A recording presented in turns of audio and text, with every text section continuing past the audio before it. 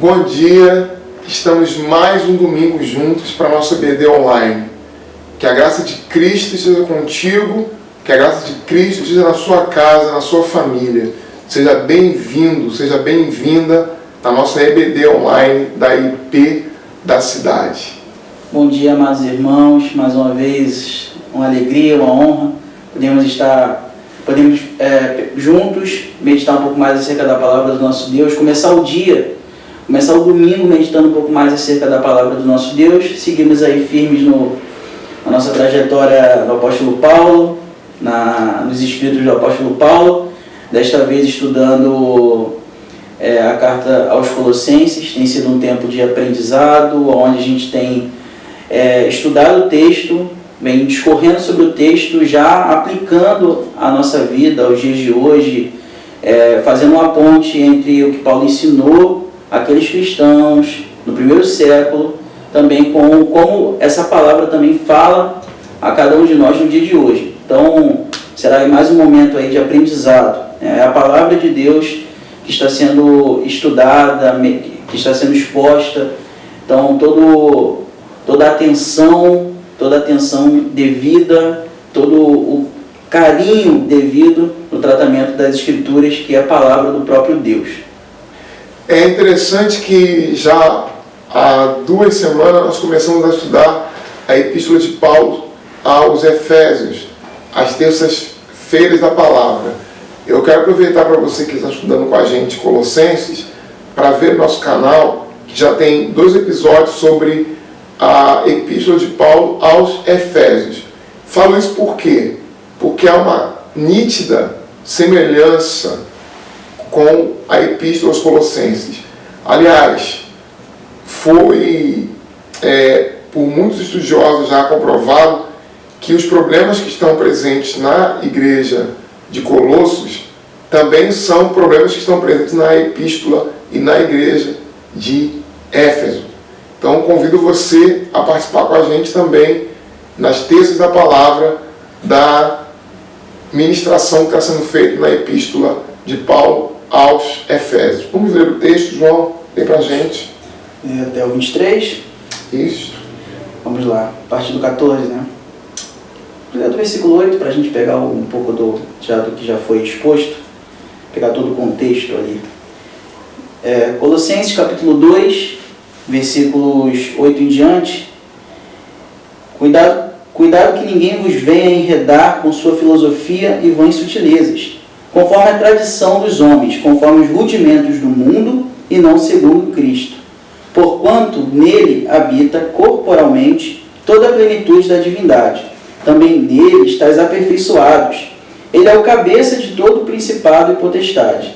Nele também fostes circuncidados, não por intermédio de mãos, mas no despojamento do corpo da carne, que é a circuncisão de Cristo, tendo sido sepultados juntamente com ele no batismo, no qual igualmente fostes ressuscitados mediante a fé no poder de Deus, que o ressuscitou dentre os mortos. E a vós outros, que estáveis mortos pelas vossas transgressões e pela incircuncisão da vossa carne, vos deu vida juntamente com ele, perdoando todos os nossos delitos, tendo cancelado o escrito de dívida que era contra nós e que constava de ordenanças, o qual nos era prejudicial, removeu-o inteiramente, encravando-o na cruz, e, despojando os principados e as potestades, publicamente os expôs ao desprezo, triunfando deles na cruz. Verso 16. Ninguém, pois, vos julgue por causa de comida e bebida, ou dia de festa, ou lua nova, ou sábados, porque tudo isso tem sido sombra das coisas que haviam de vir, porém o corpo é de Cristo. Ninguém se faça árbitro contra vós outros, pretextando humildade e culto dos anjos, baseando-se em visões, enfatuado, sem motivo algum, na sua mente carnal, e não retendo a cabeça, da qual todo o corpo, suprido e bem vinculado por suas juntas e ligamentos, cresce o crescimento que procede de Deus. Se morrestes com Cristo para os rudimentos do mundo, porque como se vivesses no mundo, vos sujeitais a ordenanças. Não manuseis isto, não proves aquilo, não toques aquilo outro. segundo os preceitos e doutrinas dos homens? Pois que todas estas coisas com uso se destroem. Tais coisas, com efeito, têm aparência de sabedoria, como culto de si mesmo, e de falsa humildade, e de rigor ascético. Todavia, não tem valor algum contra a sensualidade. Palavra do Senhor. Amém. Vamos orar. Senhor, em nome de Jesus, nós pedimos Tua presença, Tua companhia, Teu Espírito Santo, que esteja conduzindo esta EBD. Nós rogamos que Tu desças, ó Deus, com Tua graça misericordiosa sobre nossa cabeça, ungindo-nos e nos dando condições de falar em Teu nome, para a edificação dos meus irmãos, dos nossos amigos e daqueles que estão conosco nessa manhã e que estarão em outro momento ouvindo aquilo que iremos ministrar aqui em Teu nome. Pedimos-te, Pai, essas coisas, confiando não nos nossos méritos, mas nos méritos de Cristo, em quem somos perdoados, justificados, regenerados, transformados por Cristo Jesus. Amém. Amém. Bem, na semana passada eu concluí dizendo que nós iríamos voltar ao capítulo 2, que é o que nós acabamos de ler, mas que iríamos dar uma ênfase maior ao versículo 14 e 15, já que se trata de um ponto muito importante dentro da teologia paulina, que Paulo aqui vai deixar muito claro a sua soteriologia, a sua compreensão da salvação e a compreensão que ele tem de que a salvação ela foi paga através do sangue de Cristo que foi derramado na cruz do Calvário. Exatamente por isto ele trata em termos contábeis, ele trata em termos da sua profissão, João. Pois é. Débito e crédito, né? Havia um débito. Havia um débito impagável. Impagável. Aliás, o próprio Jesus, quando vai no Evangelho, ele vai dizer, numa das parábolas que ele utiliza-se para fazer uma demonstração daquilo que Deus fez por nós em Cristo, ele vai usar a imagem de um rei que vai acertar contas com seus súditos. E um desses súditos deve uma ninharia, e um outro súdito deve uma quantia impagável, alguns bilhões. Ele perdoa a ambos. Aquele que foi perdoado de bilhões não aceita o fato de que recebeu o perdão. E quando vê um outro colega que deve muito menos a ele, tenta cobrar ou tentar receber a ninharia que ele devia, enquanto a ele havia sido perdoado bilhões. Não é essa exatamente a linguagem que o Evangelho utiliza, claro, mas dá uma clareza para nós do que Cristo fez. Cristo nos perdoou de uma dívida impagável. E nós, por isso, devemos ser gratos, devemos ser misericordiosos com os outros, porque também nós recebemos algo que não tínhamos qualquer condições de pagar. E aí, voltando para o nosso texto, diz o versículo 14 o seguinte: tendo cancelado o escrito de dívida que era contra nós, que constava de ordenanças, a qual nos era prejudicial. Então, o escrito de dívida que era contra nós não era meramente valores que se deviam, mas sim o fato de que nós havíamos transgredido a lei por muitas vezes. Aliás, nós continuamos a transgredir, e nós transgredimos a lei de forma imensa, que seria para nós impossível dar conta de pagar por todos os ataques, por todos os pecados, por todas as faltas que nós cometemos. Ele trata numa linguagem seguinte: cada falha, cada pecado como sendo um débito que nós vamos acumulando dentro daquilo que é o caderno de Deus, o caderno, o livro caixa. Os órgãos de proteção de crédito, o SPC e Serasa, como se fosse mais ou menos isso, o nosso nome lá já com a dívida que impossível tirarmos. Impossível tirarmos. Sim, tipo, cada pecado como sendo um débito. E aí nós estávamos numa situação completamente refém do nosso, a quem nós devíamos, que era o próprio Deus. E a ideia de que o homem não conseguiria de forma alguma pagar a sua dívida, porque lhe faltava a moeda, lhe faltava o recurso necessário, porque esse tipo de pagamento não poderia ser pago senão pelo sangue de um justo, senão por alguém que era completamente perfeito, senão por uma vítima que era inocente. E nenhum de nós somos. O pecado que nós cometemos contra Deus só se acumulava, só se tornava ainda mais alta a nossa conta, alta a nossa dívida.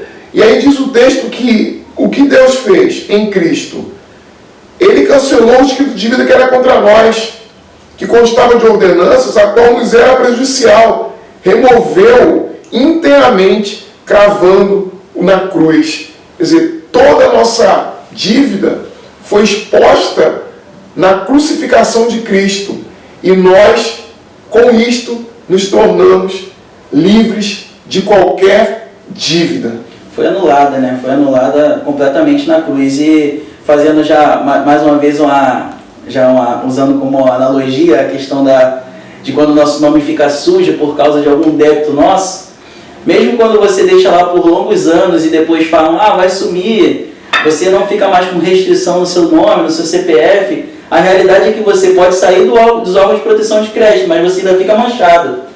Você ainda fica manchado em algumas lojas, principalmente as lojas ligadas ali a que você ficou devendo. Aqui a gente está falando de algo que é por inteiro, removeu inteiramente encravando na cruz. Todo o nosso débito impagável. E aqui o texto, esse pedaço aqui, como o pastor falou, já nos lembra muito do próprio texto de Efésios também, né, que demonstra como o ser humano é completamente passivo no que tange a salvação. É Deus que intervém, salvando por meio da obra de Cristo, salvando o pecador pela graça. É um pecador que está morto em delitos e pecados, com um débito impossível de pagar.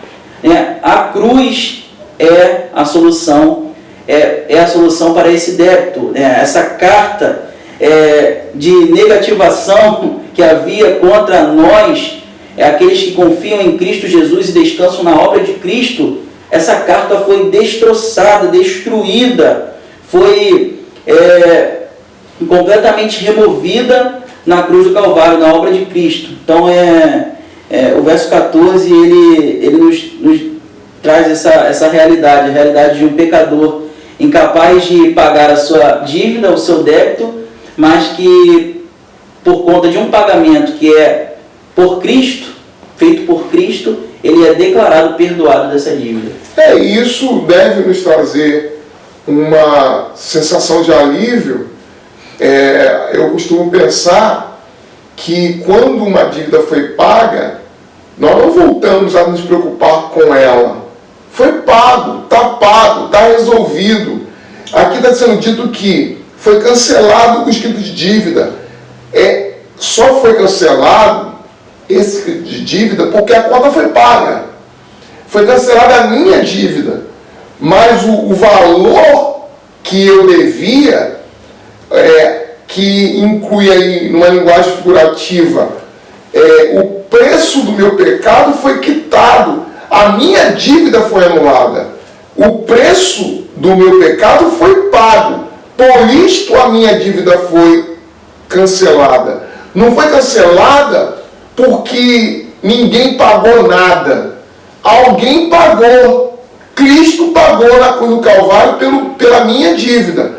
E aí a minha dívida foi anulada, cancelada.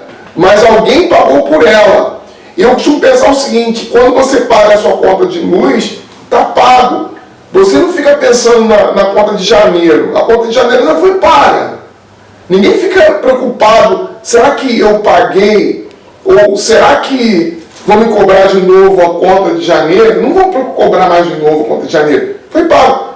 Mas as pessoas, às vezes, com relação à salvação, com relação à graça de Cristo, têm dificuldade de aceitar o fato de que já estamos perdoados, já foi liquidada a nossa dívida, já foi pago o nosso débito, a nossa conta foi cancelada, mas não cancelada com saldo negativo, foi cancelada com saldo positivo, que foi o sangue de Cristo na cruz.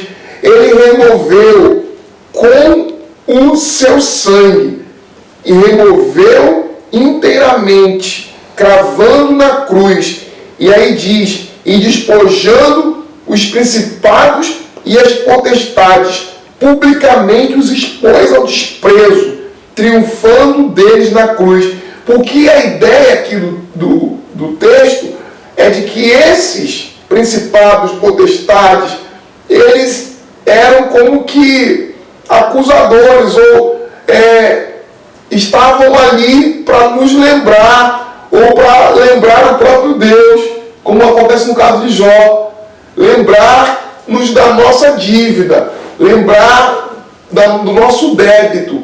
E aí o que está sendo dito aqui é o seguinte, que com essa ação, com a crucificação, com a ressurreição de Cristo, os nossos adversários, os principados e potestades foram humilhados, foram expostos à vergonha, foram despojados da sua autoridade, do seu poder, ficaram neutralizados das suas acusações, já não tem mais argumentos contra nós, já não podem lançar a nossa culpa em nosso rosto, já não podem também zombar da criação de Deus, já não podem mais tratar a criação como um fracasso, porque em Cristo, nós, através de Cristo, recebemos a reconciliação e fomos liberados, fomos aliviados de qualquer pagamento.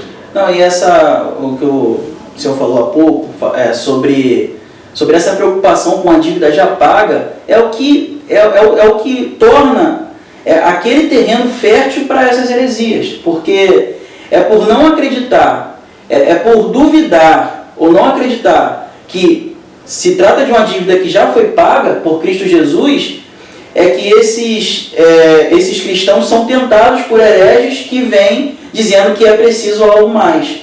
É preciso algo mais. Então, nós já vemos aqui um remédio eficaz totalmente contra ataques heréticos. Descansar na obra de Cristo, no pagamento garantido, na dívida quitada, que foi paga totalmente, que foi uma dívida que foi removida totalmente na cruz do Calvário. Então, o que cria esse ambiente um ambiente aberto a essas heresias que surgem naquela comunidade e nas outras igrejas daquela região, é uma dúvida que nasce justamente nesse sentimento de que será que é só isso mesmo? Será que o que Cristo fez é suficiente? Será que a dívida que eu, ao ler acerca da lei de Deus e olhar para as minhas atitudes, a dívida que nasce desse tipo de contato com a lei de Deus, com o caráter santo de Deus, e olhar para a minha natureza pecaminosa, essa dívida, será que já foi inteiramente paga? E aí surgem oportunistas, ou mesmo pessoas que acreditavam em tudo aquilo que a gente vê Paulo combatendo aqui, surgem dizendo, olha, não basta, é preciso fazer mais isso, é preciso observar isso, é preciso circuncidar na carne, é preciso fazer uma série de coisas, é preciso ter uma série de observâncias, porque já havia essa instabilidade na compreensão de que a dívida já havia sido quitada. Então é isso que a gente vê aqui, e aí a gente já vai ver no versículo, já a partir do versículo 16, algumas das características dessa heresia.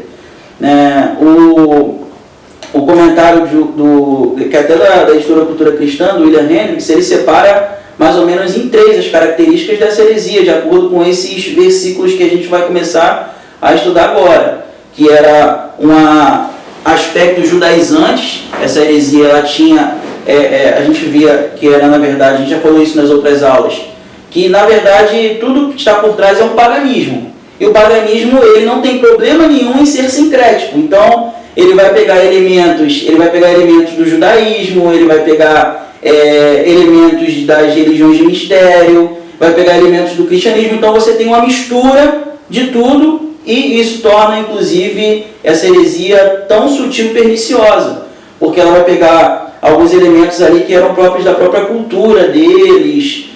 Haviam judeus ali já convertidos ao evangelho, gentios também convertidos. Então essa mistura ali fazia com que essa heresia se tornasse sutil. Então você tem características judaizantes, você tem o paganismo, numa forma ali parecida com um gnosticismo incipiente, algo que vai se desenvolver mais no segundo século, e um rigor ascético também. São algumas características dessa heresia. E aí no versículo 16, e a gente não pode ler o 16 esquecendo desses últimos versículos que nós lemos e que o pastor expôs um pouco na semana passada e que nós começamos a meditar hoje também.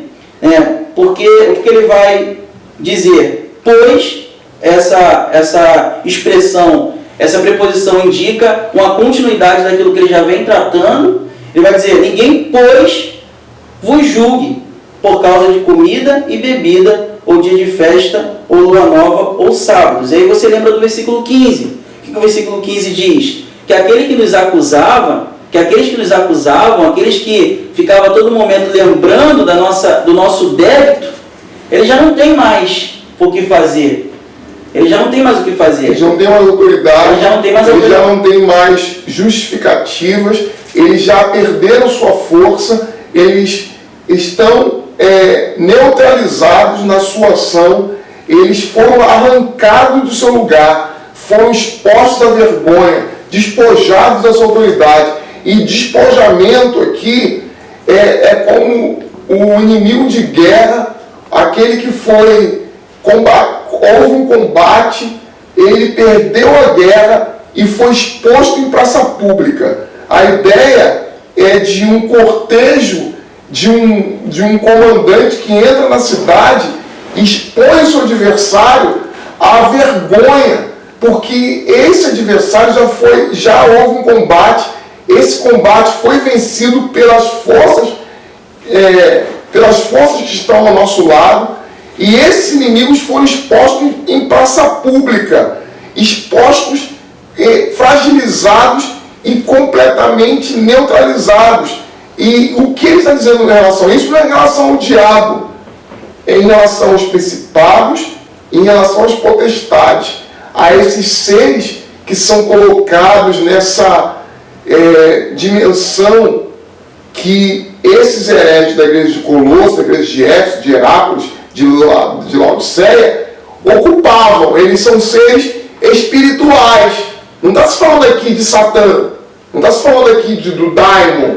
Não é o demônio, não é Satã, não é Satanás, não são os demônios. Está falando de seres espirituais que ocupavam na mentalidade desses irmãos da igreja de Colosso uma posição tão elevada como a de Cristo. E que nós estamos aqui desde o primeiro dia dizendo: olha, esses poderes, essas forças espirituais, esses elementos do mundo, esses rudimentos, quando nós falamos assim, dando várias nomenclaturas, designações, é porque é realmente difícil saber o que eles estão dizendo. Se são espíritos, se são seres angelicais, porque há uma série de palavras e designando vários sinônimos, vários exemplos, e a gente fica aqui o tempo todo tentando dizer: são os elementos do mundo, são seres espirituais, são seres angelicais. Nós não sabemos exatamente o que eram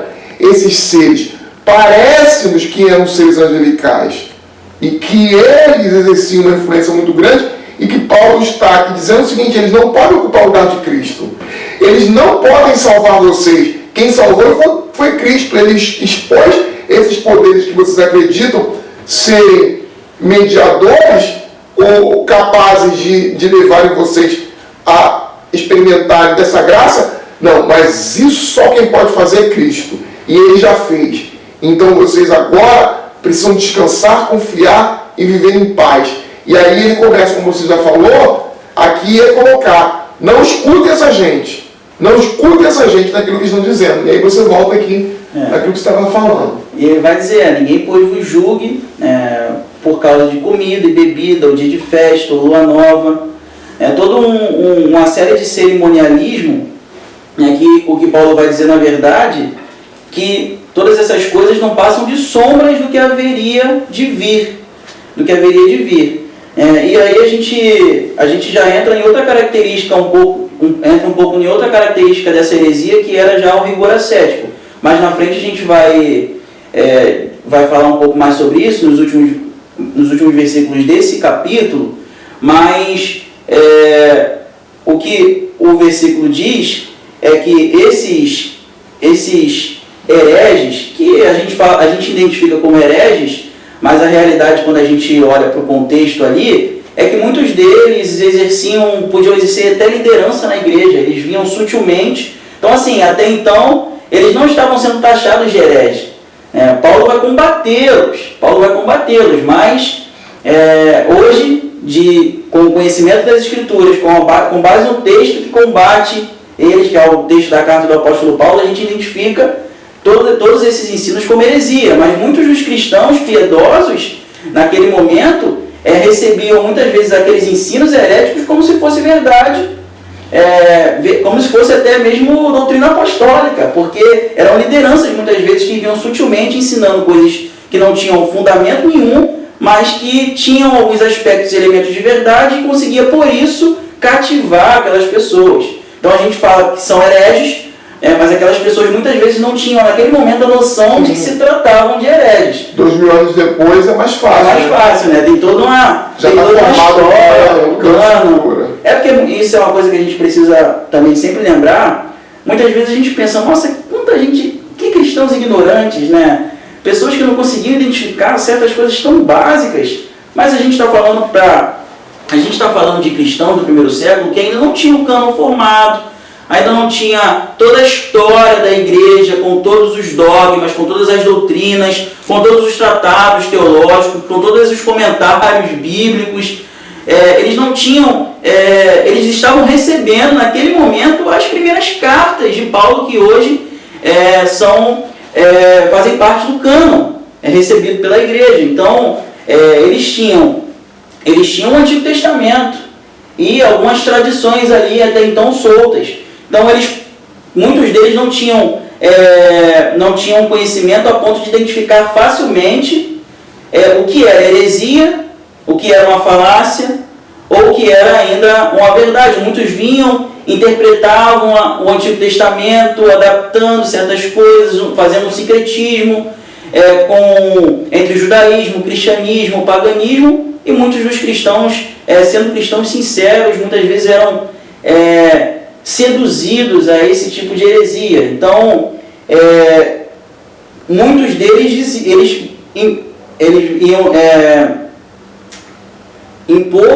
iam impor regras acerca de alimentação, acerca do que comer, acerca do que beber. Julgavam aqueles cristãos por causa de comida ou bebida, ou dia de festa, ou lua nova, ou sábados, coisas que são aspectos ali do cerimonialismo judaico. Então, essa é uma das características que a gente já apontou, né, que havia aspectos ali judaicos nessa heresia também. É interessante que o paganismo, eu não me lembro exatamente agora o ser mitológico, mas os gregos têm um ser mitológico que, quando você corta uma cabeça dele, é quase parecido com um dragão, mas eu esqueci, acho que é Ira, que quando você corta uma cabeça desse ser mitológico, surgem mais duas.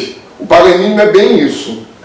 Você percebe aqui, o paganismo agrega tudo que há de ruim no judaísmo, no misticismo, e faz disso uma síntese destruidora para a entrada da igreja de Colossos, para a entrada da igreja de Éfeso.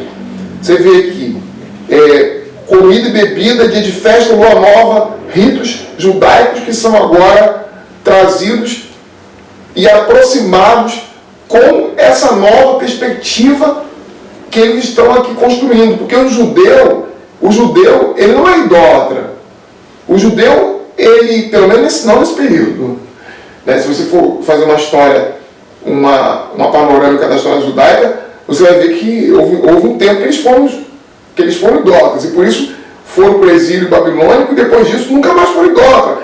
O próprio farisaísmo do Novo Testamento e do período interbíblico do Novo Testamento, que é uma radicalização, às vezes a gente mete o pau nos fariseus, mas vocês não entendem, a gente não entende por que o fariseu é fariseu. O fariseu, ele é tão rigoroso e é tão extremado com relação à obediência à lei ou em obediência aos mandamentos de Deus, porque eles foram desobedientes antes e por isso ficaram 70 anos no exílio.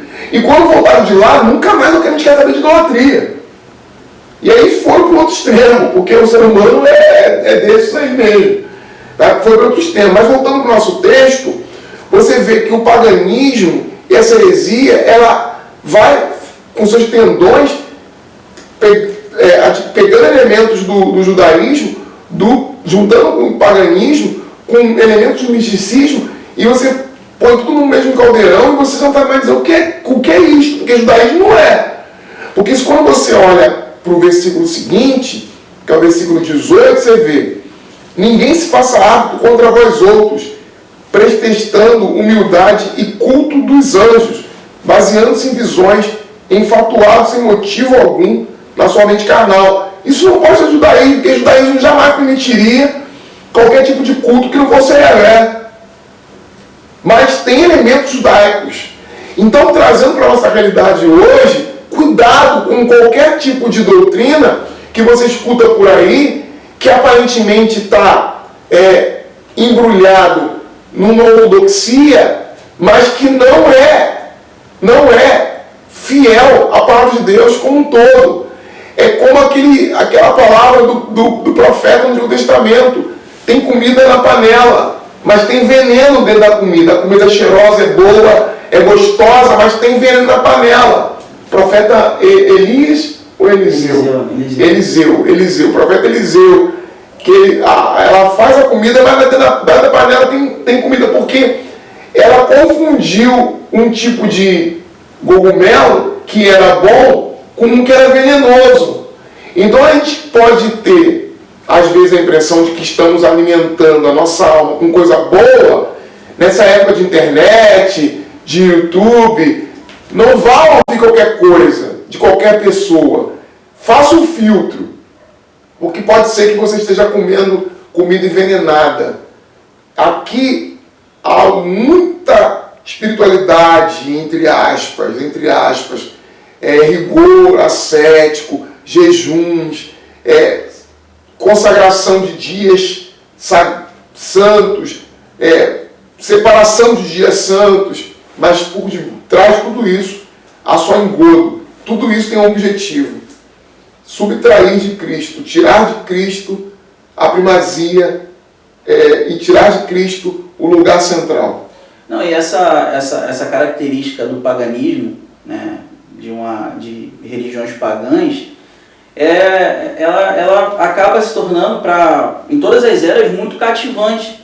Porque você tem elementos, então assim, você tem judeus que vão, de certa forma, se identificar, judeus já não muito firmes na sua religião, mas vão se identificar porque há alguns elementos que não são estranhos a ele.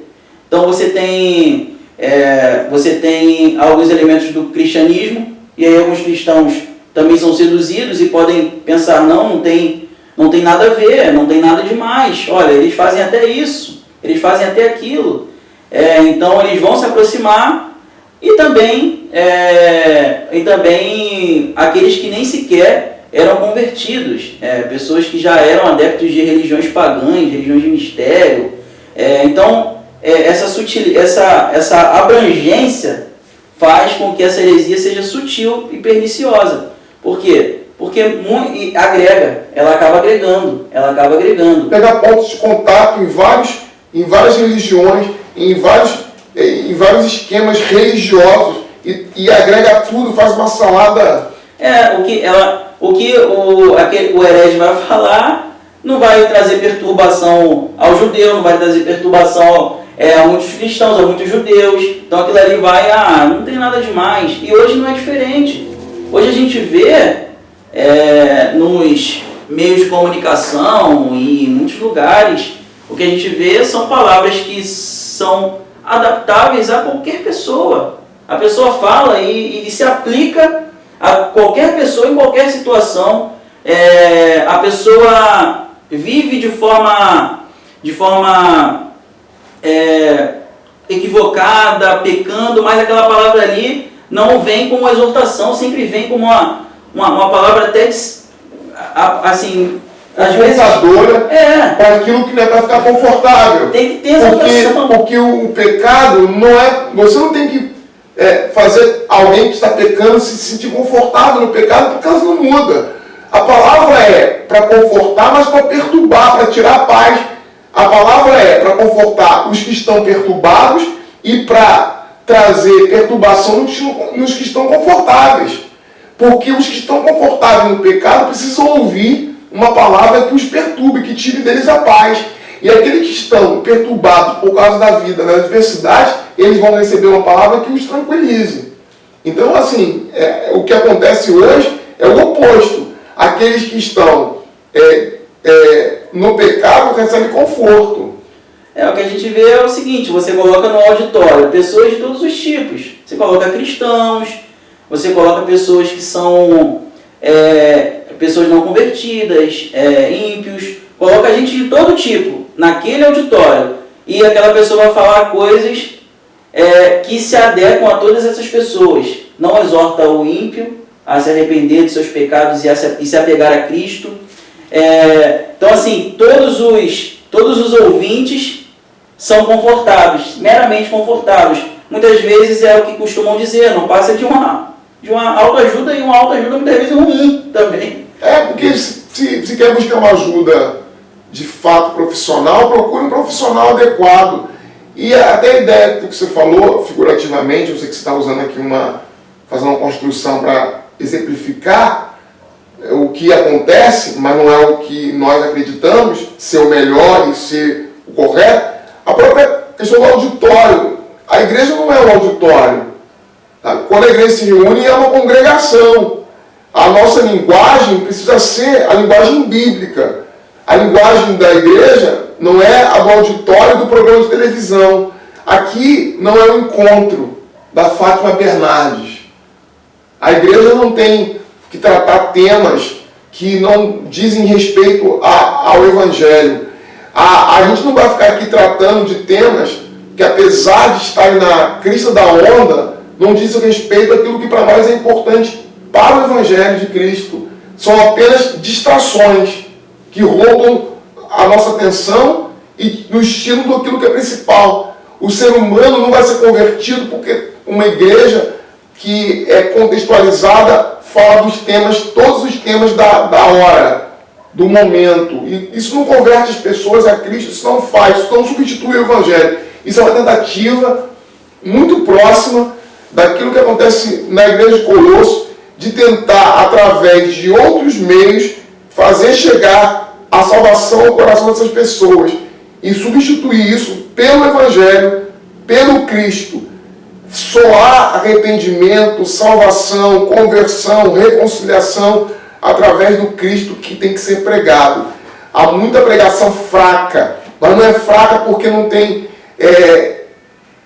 intelectualidade, não é fraca porque não tem retórica, não é fraca porque não tem conhecimento enciclopédico, não. Há até conhecimento, há até retórica, há até muita coisa a ser dita, mas não é o Evangelho.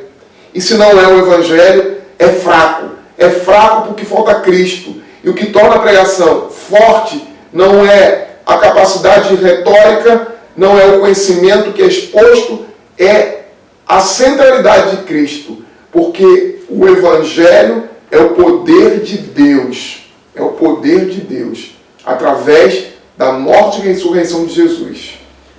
O que a gente já falou, acho que 2 aulas atrás, né?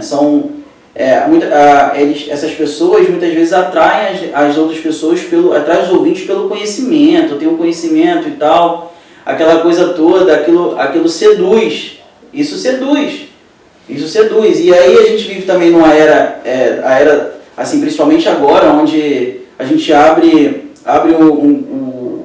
o YouTube e ali vem uma série de canais ali já sugestivamente ali para você, ou mesmo canais pagos que aparecem para você, e você vai ver aquilo ali, você vê, poxa, tem tanta gente ouvindo o cara, né? Então deve ser bom, né? A gente tem essa percepção também de que só porque... Quanto maior audiência, melhor. Quanto maior audiência, melhor, mas a gente também tem que entender que coisa ruim também dá muita audiência. Então a gente tem que desconfiar, né? Por que ele tem tanta audiência? Será que é um tipo de discurso, como a gente tem falado aqui, um discurso que se adeque a qualquer pessoa, em qualquer situação?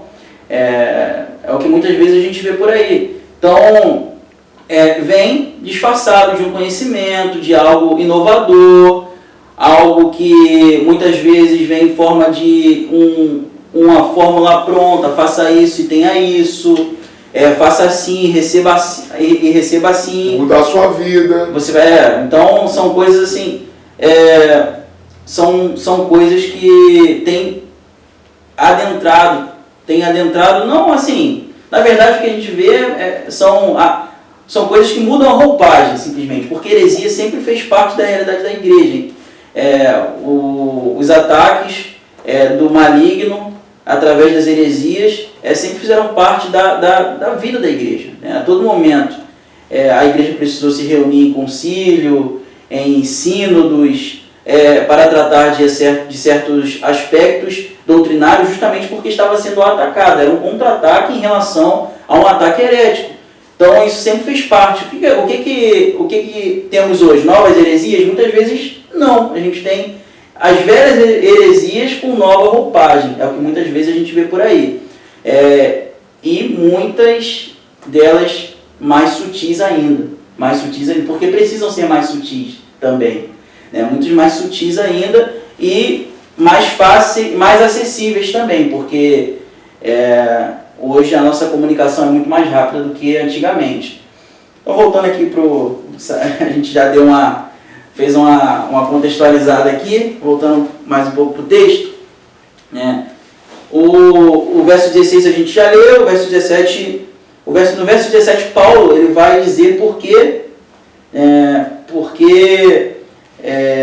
na verdade, quando a gente leu 16, e a Ara ela diz, ninguém pois vos julgue. As outras versões, e aí no original até indica isso mesmo, um indicativo de que aqueles cristãos não devem não permitam que ninguém julgue por causa de comida, ninguém vos julgue por causa de comida, ou dia de festa, ou lua nova, ou sábado. Se você ler outras versões, vai estar mais ou menos assim. Não permita, não deixe que vos julguem, que ninguém vos julgue por causa de comida e bebida. Por quê? Aí no verso 17 vai dizer, porque tudo isso tem sido sombra das coisas que haviam de vir, porém o corpo é de Cristo. Então, assim, muitos aspectos que aqui foram citados dizem respeito ao cerimonialismo judaico. E esse cerimonialismo, todos esses ritos, eles apontavam para Cristo. Cristo é a realidade que projeta essas sombras, na verdade. Então, assim, se apegar às sombras em vez de se apegar à realidade que é Cristo, seria negligenciar ou desvalorizar o próprio Cristo. É como se a gente quisesse ainda se alimentar do maná, tendo o próprio pão da vida, que é Cristo Jesus.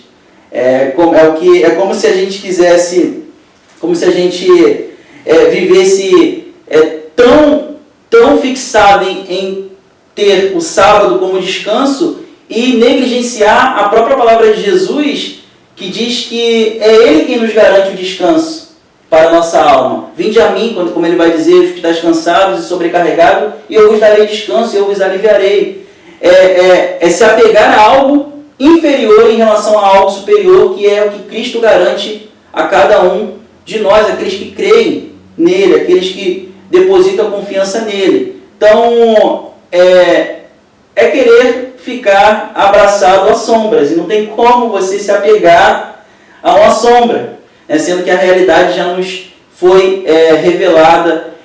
Deus em Cristo Jesus se revelou totalmente, plenamente, e nós não temos mais a necessidade de nos apegarmos às sombras que apontavam para a realidade que é Cristo Jesus.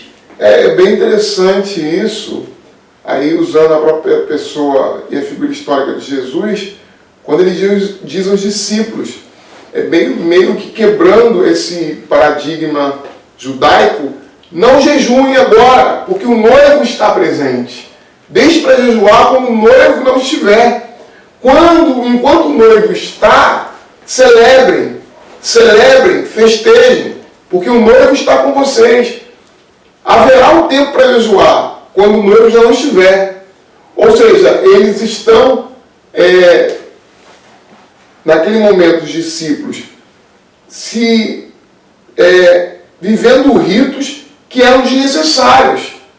Eles estão ali praticando rituais judaicos que eram desnecessários para aquele momento, porque Cristo estava presente. O que era jejum? Era a abstenção da comida e da bebida, tendo em prol o quê? Uma consagração maior, um conhecimento maior do próprio Deus, enquanto eles não precisavam nada disso naquele momento, porque o próprio Deus estava lidando com eles. Jesus era o próprio Deus.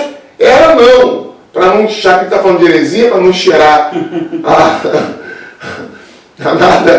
a nenhuma heresia do primeiro século, Jesus é o único e suficiente Salvador e é o próprio Deus. Sempre será. Quando a gente fala assim, parece, até alguns textos têm essa pegada e a gente está falando sobre heresia, a gente vê que quando eles dizem isso, eles não estão de forma nenhuma dizendo, parece que Jesus era filho de Deus, que ele era filho de Deus, mas não era apenas um homem. Ou parecia que ele era homem, mas ele não era só filho de Deus. Às vezes não é nada disso, mas quando a gente está estudando sobre heresia, a gente sabe que como pequenas coisas se transformaram em motivos para haver uma distorção do Evangelho. Para haver uma distorção do Evangelho. Para o Evangelho ser adulterado. Então sempre a gente tentando adulterar o Evangelho. O Evangelho é muito precioso. Nós precisamos voltar à Escritura. Há muita gente, mesmo igreja reformada, presbiteriana, igreja séria, que está ouvindo coisas e se alimentando de porcaria, buscando lixo, comendo e bebendo igual porco, como filho pródigo, enquanto na casa do pai tem alimento bom, tem coisa boa para você comer. E a gente quer alimentar com a palavra, não é com vãs filosofias, não é com técnicas de ajuda psicanalítica, psicológica, introduzindo e misturando tudo isso com o Evangelho. Essas coisas são inferiores ao Evangelho. Elas têm até o seu lugar, mas elas não podem ser e ocupar aquilo que é o lugar central na vida da comunidade, da igreja de Cristo, que é o Evangelho. E nós pregamos que o Evangelho é suficiente para curar e para tratar das mazelas humanas. Nós cremos nisso, por isso nós professamos a nossa fé em Cristo Jesus. Ele é suficiente para tratar de qualquer realidade espiritual que nós estamos aqui lidando, mesmo no século XXI. Não, até foi bom o senhor ter falado, que às vezes o pessoal pode pensar, mas estão atacando tanta coisa. O pastor falou muito bem, muitas das coisas que a gente não está dizendo que algumas coisas são ruins em si. A gente está querendo dizer o seguinte, você não pode colocar certas coisas no lugar de Cristo, que tem a primazia. certas coisas ou pessoas. Então o problema está nisso, muitas vezes. Tem coisa que é ruim mesmo, tem que se evitar. Tem coisa que nós não devemos fazer. Mas tem muitas coisas que nós podemos fazer, são lícitas. Mas o problema está em colocar essas coisas como, por exemplo, algo necessário, sem o qual eu não consigo ser salvo. Aí, ou não consigo viver uma vida bem-sucedida. A minha esperança está nisso. É Cristo, não é? Então está errado, ainda que seja uma coisa boa. Os ídolos, e o Calvino vai dizer que o nosso coração é uma fábrica de ídolos. O que são os ídolos? Senão coisas, na maioria das vezes, coisas boas que nós elevamos à posição de Deus. Pessoas idolatram a família. Ter família é algo ruim? Não. A família é uma instituição divina. Deus instituiu. É um presente de Deus para o homem. Mas muita gente idolatra a família, o cônjuge, os filhos, o trabalho. É algo ruim, não é um presente de Deus também. O trabalho não é consequência do pecado, não. A consequência do pecado é o cansaço. Mas o trabalho é algo que Deus deu ao homem. Deus deu à humanidade. Mas tem gente que faz do seu trabalho, do seu cargo, da sua posição no trabalho, diante da sociedade também, um Deus. Então o ídolo na maioria das vezes, é algo bom que a gente eleva. Tem o seu lugar na nossa vida, no nosso dia a dia, faz parte da nossa vida, mas não deve tomar a posição que deve ser exclusivamente de Deus. Então, assim, a nossa esperança, a nossa vida, a razão do nosso viver é Cristo. Se não for Cristo, seja lá o que for, é ídolo na sua vida. Então, a gente precisa entender isso. Muitas vezes do que a gente fala aqui, não é que a gente está... O que ele fala aqui? Fala de coisas que muitos judeus, já por tradição, obedeciam. Muitos judeus obedeciam aquilo ali. Agora, você usar isso como um pré-requisito, eu só sou feliz, eu só alcanço salvação quando eu observo atentamente aspectos envolvendo a comida, a bebida, as festas, todas as festas do calendário judaico, os sábados. Aí que está o problema. Muitos judeus, até convertidos, muitas práticas foram mantidas por um bom tempo. Mesmo em Atos dos Apóstolos, você vê que eles iam ao templo, orar no templo. Alguns elementos da tradição, aquilo que foi passado de geração em geração, permaneceu. Orar na hora nona, ir ao templo. Então, são coisas que, por serem judeus, muitos apóstolos mantiveram ali certas práticas, certos elementos. Só que orar na hora nona, orar é algo importante, mas orar na hora nona é aquilo que gera em mim a salvação, é aquilo, eu vou deixar de fazer isso. A isto, ao modo, mais do que ao fato em si, o conteúdo se torna inferior à forma que você faz as coisas. É isso que, se eu não fizer, eu perco completamente o significado, o sentido da minha vida. Então isso se tornou ali algo, não que a oração seja ruim, mas a gente acaba fazendo dela um algo a mais ali, ou então algo indispensável no sentido de que sem aquilo eu sou salvo. A gente é salvo pela graça, mediante a fé, na obra de Cristo Jesus. Nós somos salvos por isso. Então muitas dessas coisas que a gente tem falado aqui, para não parecer também que a gente só está jogando esse tom negativo, sabe? Não é essa a nossa intenção. É demonstrar o quê? O que Paulo quer demonstrar aos Colossenses? A primazia de Cristo, a supremacia de Cristo na criação, na redenção. É o que Paulo quer mostrar, e é isso que nós queremos ressaltar aqui, com base no que nós estamos estudando. Amém. Veja só o versículo 18 e 19. Ninguém se faça por árbitro contra vós outros, pretextando humildade e culto dos anjos, baseando-se em visões, enfatuado, sem motivo algum, na sua mente carnal, e não retendo a cabeça, da qual todo o corpo, suprido e bem vinculado por suas juntas e ligamentos, cresce o crescimento que procede de Deus. Esse texto, ele tem uma intenção. havia um grupo que, baseado na sua própria ritualística, na sua ascese, no alto rigor ascético que esses hereges, que esses intrusos que estão na igreja de Colossos estão tentando provar é o seguinte, que através dessa ascese, que através dos seus jejuns, que através das suas ritualísticas, eles podem substituir aquilo que Cristo fez. Só que o texto fica um pouco truncado aqui, e não é que ele não comunique a verdade, mas ele deixa, perde um pouco a força daquilo que Paulo está dizendo. Pega, João, para mim, essa Bíblia do Pelegrino, que eu acho que a versão dela é bem melhor para a gente compreender isso aqui. Vamos lá. Vou pegar outra versão aqui. Vamos lá, de novo no versículo 18, para a gente poder discutir aqui juntos, aqui, João. Vamos lá, vê se essa versão aqui me ajuda aqui, se não fica melhor. Que ninguém vos desqualifique.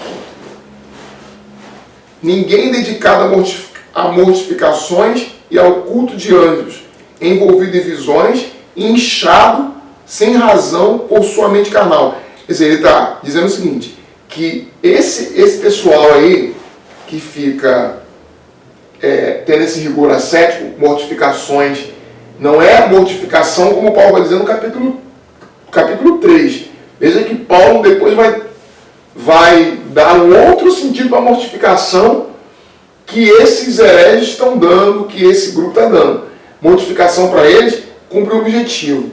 Eles produzem mortificações. O que seriam mortificações? Seriam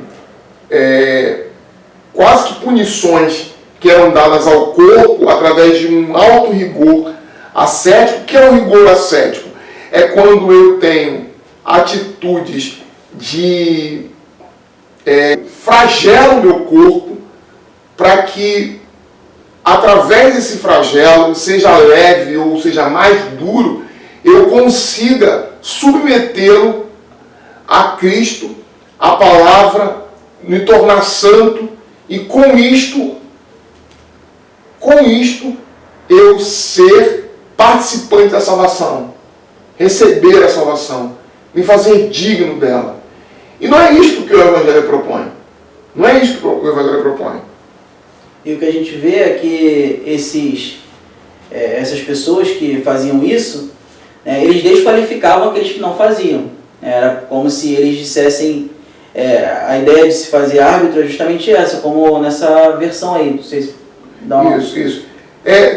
Desqualificar. Que ninguém desqualifique. Eles fazem esse rigor ascético, dessa autoflagelação, para se tornarem orgulhosos, vaidosos, de que estão conseguindo chegar mais perto de Deus por isto.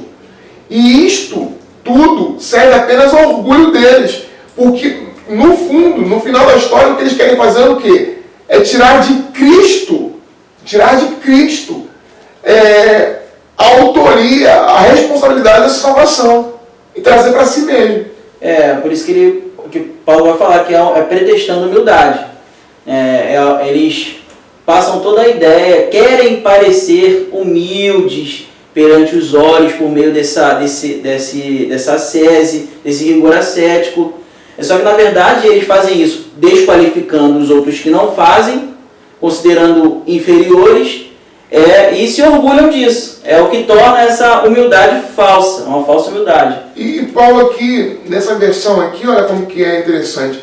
Ele fala, eles estão inchados, sem razão, por sua mente carnal. E ele vai dizer aqui, ao invés de agarrar-se a cabeça do qual todo o corpo, ao invés de agarrar-se a cabeça, ao invés de agarrar-se a Cristo, estão confiando no rigor ascético, estão confiando nos jejuns, estão confiando nas flagelações, estão confiando na autopunição. É porque eu estou tentando aqui falar numa linguagem que não seja tão técnica e que não seja tão, até mesmo quando não é técnica, às vezes é parte do vocabulário que é desconhecido da maioria das pessoas. Então eu tenho que realmente respirar, pensar, para eu falar de forma correta.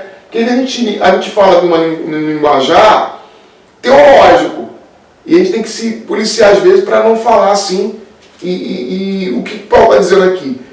Ao invés de fazerem demonstrações, performance religiosa, acho que ficou legal essa palavra, porque ela é bem atual e é o que eles estão fazendo. Uma performance, um teatro religioso.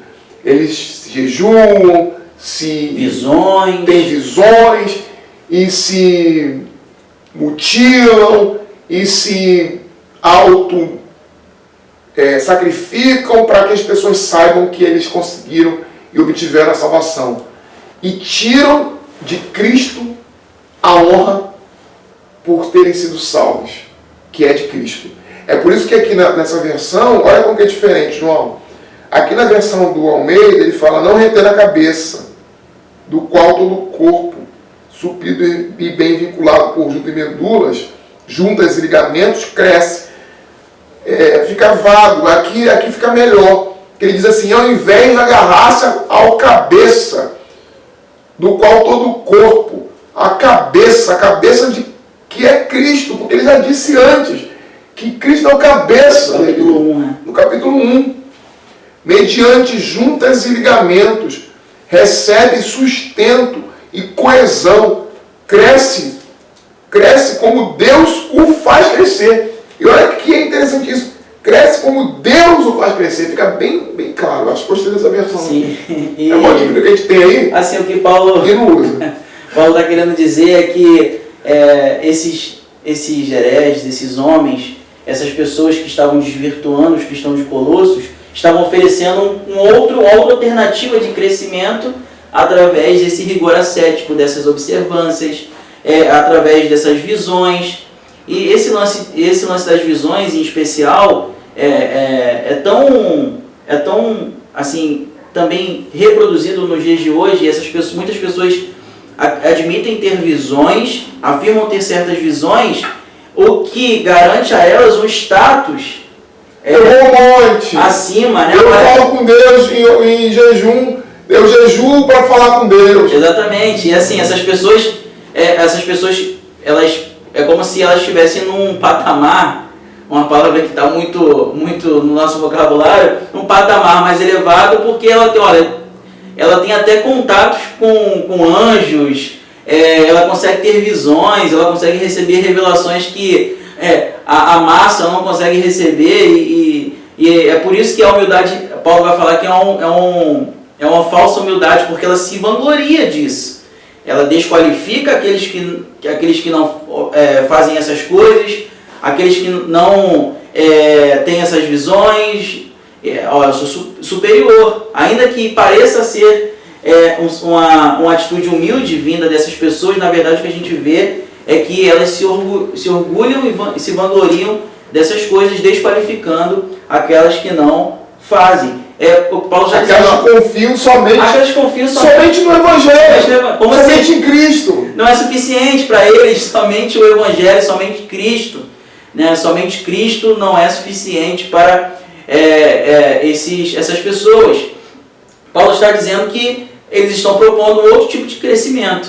Só que, na verdade, e Paulo vai usar várias vezes essa analogia do corpo, e a cabeça e o corpo, e aí eu estudando, né, a gente lendo alguns comentários, vai falar que aonde está a glândula, né, no qual assim vem o comando para o crescimento do corpo, é na cabeça, né? A cabeça da cabeça que vem o comando para o crescimento do corpo.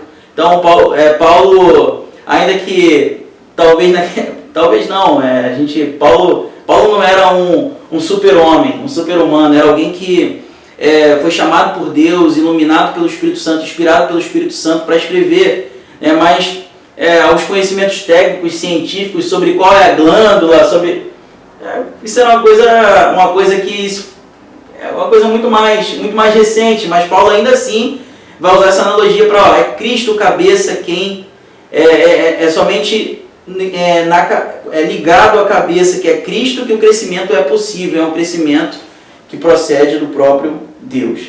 Para a gente poder encerrar aqui esse trecho e também a nossa EBD, é dizer o seguinte: essas coisas todas podem até ter utilidades. Vamos deixar bem claro o seguinte: jejuar, orar excessivamente, subir um monte, ter visões, falar em outras línguas, ter uma preocupação enorme, profunda e sincera com a santidade. Tudo isso é importante, o Evangelho nos ensina que é importante, que deve ser buscado. O problema é que eles estão fazendo disso o caminho para ter acesso a Deus e receber a salvação e serem plenos, alcançar o pleroma através de coisas ou de ritos que eles fazem. Então, quando eles é que tomam o comando da situação, e através desses ritos todos, buscando, vivendo e experimentando, eles então vão alcançar a plenitude, a salvação já não está mais em Cristo. Já está neles. Isso também para eles funciona como um instrumento de poder, onde eles conseguem manipular. Isso é a primeira parte que está neles. E a segunda é que, por causa de poder estar neles, não mais em Cristo, eles podem também subjugar os outros, estabelecer hierarquias, estabelecer quem é que está mais próximo do céu, de Deus. E isso através deles mesmos.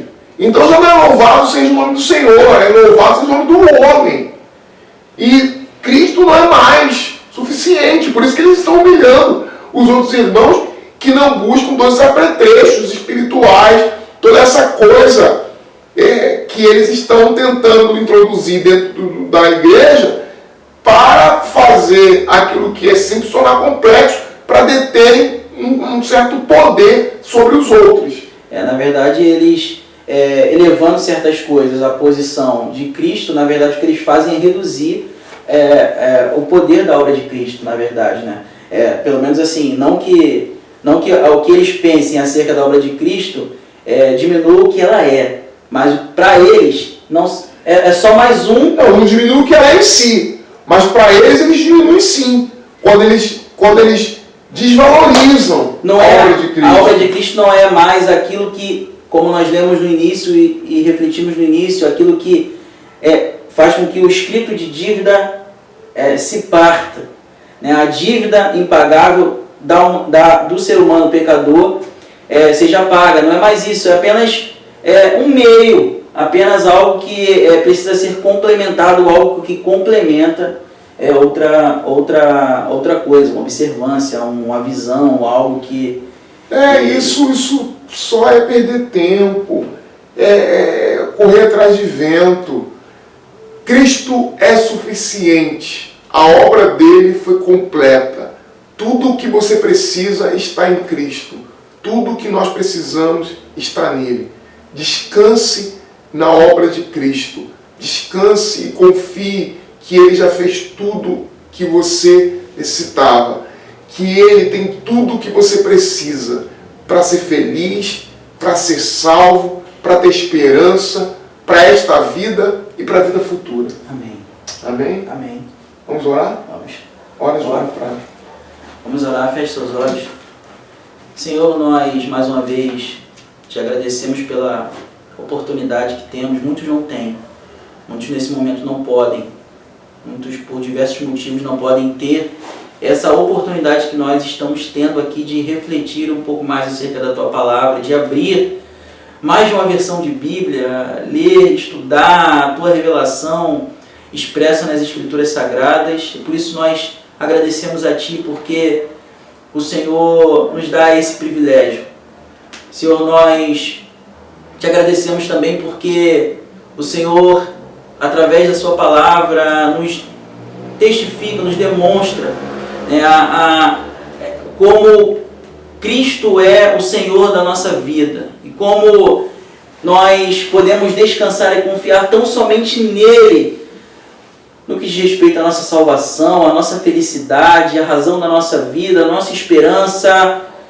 Por mais que muitas vezes nós ficamos instáveis na nossa vida. Muitas vezes as pessoas têm duvidado da grandiosidade da obra de Cristo.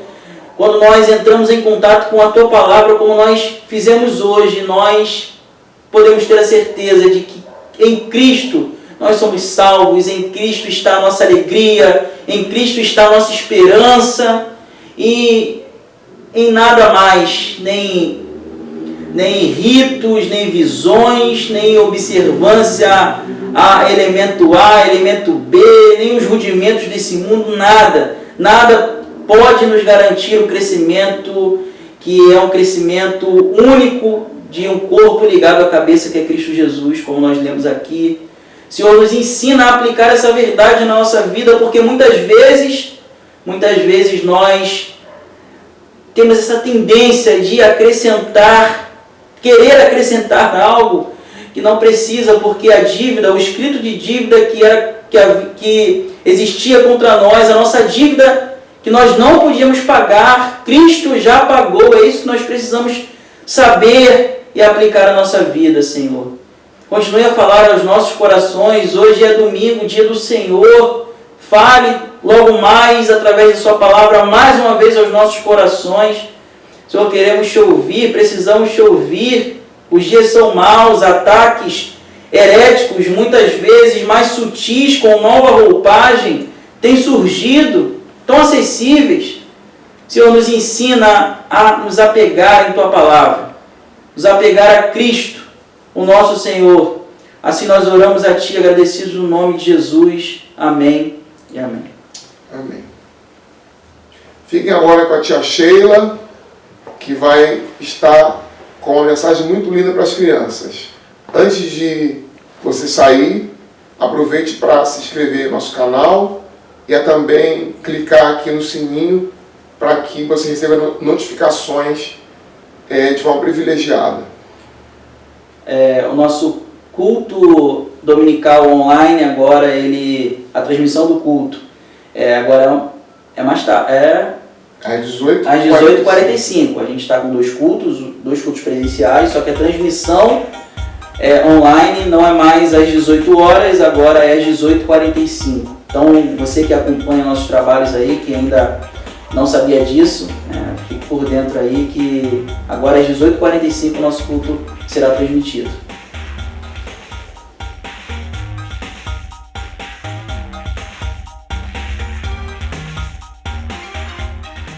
Tudo bem? Mais um domingo a gente está aqui para a nossa EBD e hoje a gente vai falar sobre a história de Daniel na Cova dos Leões. Enquanto vocês procuram aí, o texto que a gente vai fixar é Daniel 6:22, mas é legal que vocês leiam o capítulo 6 todo. Bom, vamos orar para o início?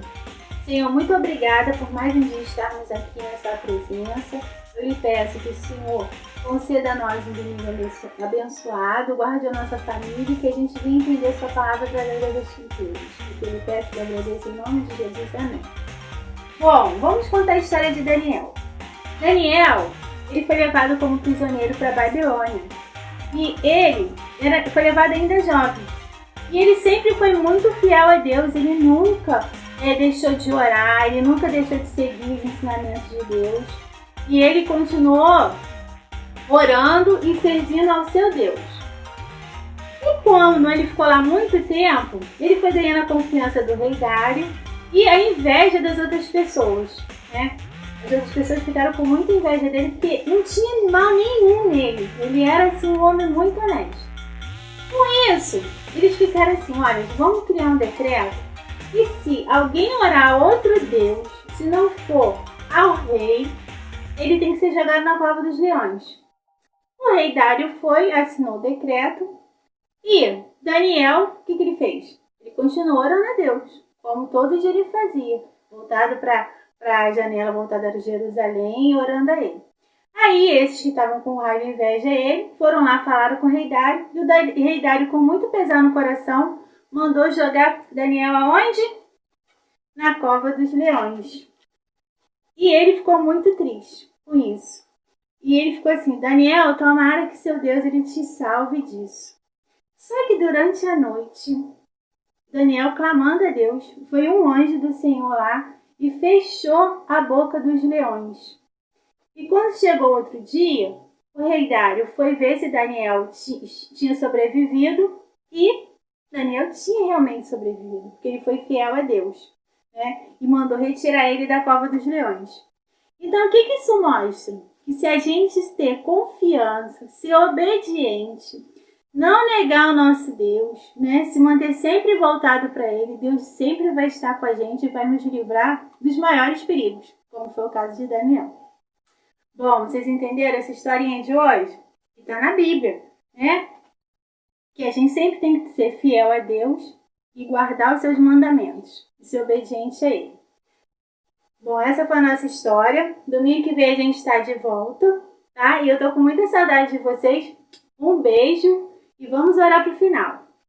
Senhor, muito obrigado por mais um domingo, que a sua palavra tenha entrado no nosso coração. Que o Senhor continue nos abençoando, os nossos pais, os nossos avós, os nossos irmãos, e guardando toda a nossa família, os nossos amigos e a nossa igreja. O que eu lhe peço e lhe agradeço em nome de Jesus. Amém. Tchau, tchau. Que ótimo foi a nossa EBD com as crianças. Recebam agora a bênção. Que a graça de Cristo, que o amor de Deus Pai, que o poder e o consolo do Espírito Santo repouse sobre vós, irmãos aqui presentes, e sobre todo o povo de Deus, e sobre todos que agora nos escutam, e para todo o sempre. Amém e amém. Amém.